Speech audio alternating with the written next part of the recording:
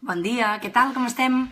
Doncs, com sempre, estem a dilluns i aquest matí ha sortit el consell que traiem cada principi de setmana i avui tornem a temes sobre sexualitat i, a més, parlarem de fantasies sexuals, que espero que sigui un tema que us resulti interessant, perquè a vegades se'n parla moltíssim, però avui us plantejaré una mica què és el que s'ha de tenir en compte si volem realitzar una fantasia sexual, perquè a vegades sembla tot molt fàcil i no ho és tant. Per tant, a veure si us puc ajudar i donar-vos algun truc per poder realitzar alguna de les fantasies sexuals que teniu pel cap. El consell de dilluns que ha sortit aquest matí doncs ens planteja això, no? Ens deia, pensa una fantasia sexual que voldries fer realitat. I, a veure, primer potser hem d'explicar que hi ha dos tipus de fantasies sexuals, les que voldríem realitzar i les que no voldríem fer realitat, val?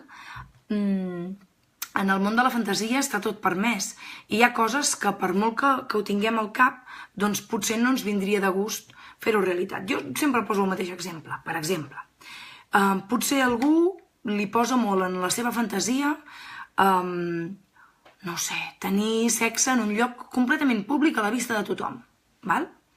Però a la vida real no s'atreviria mai a fer-ho. És a dir, en la fantasia és quelcom que li motiva i que inclús li agrada, perquè això de ser vistos doncs potser ens pot resultar força eròtic, però si realment es posés al mig de plaça Catalunya a tenir sexe, doncs no seria capaç de fer-ho, segurament ni s'excitaria ni li agradaria. Per tant, aquí veiem clarament una fantasia que es queda dins del nostre cap i que en el nostre cap pot ser alguna cosa molt excitant, però que potser fer-ho realitat no ho seria.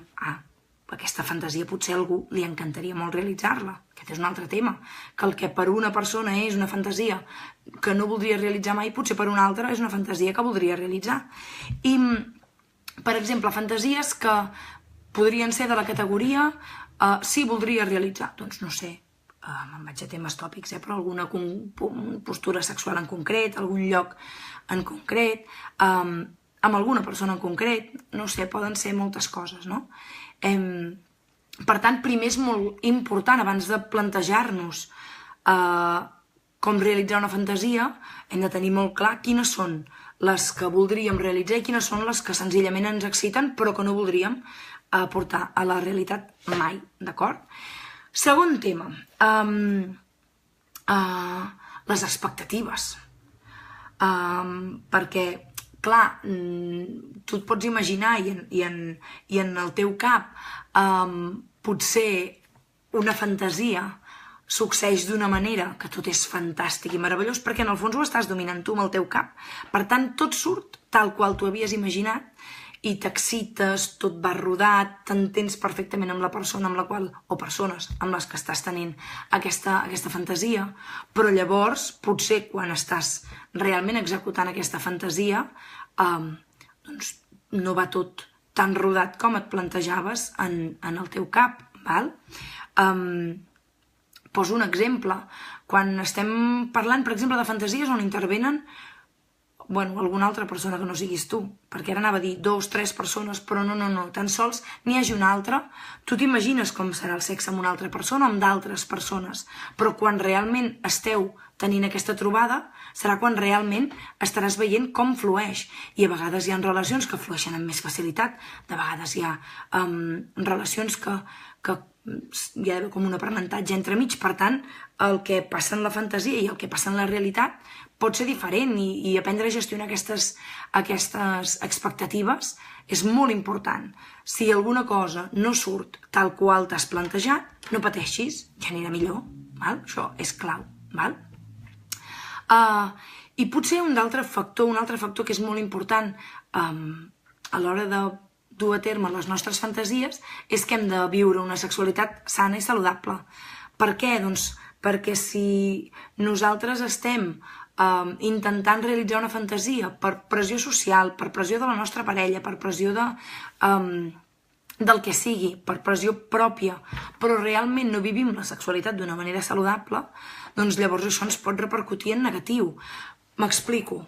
No sé, ara que sembla que estan entrant o s'estan fent públiques moltes maneres de viure la sexualitat i la parella que sempre han aparegut, però que ara sembla que se'n parla molt més, o almenys a teràpia, els psicòlegs o psicòlogues que estem especialitzats en temes de parella, de vegades ho comentem, que cada cop hi ha més parelles que es plantegen obrir la relació, viure la sexualitat de manera alternativa, entre cometes, per dir-ho d'una manera, o que es plantegen viure l'amor de maneres diferents a la tradicional.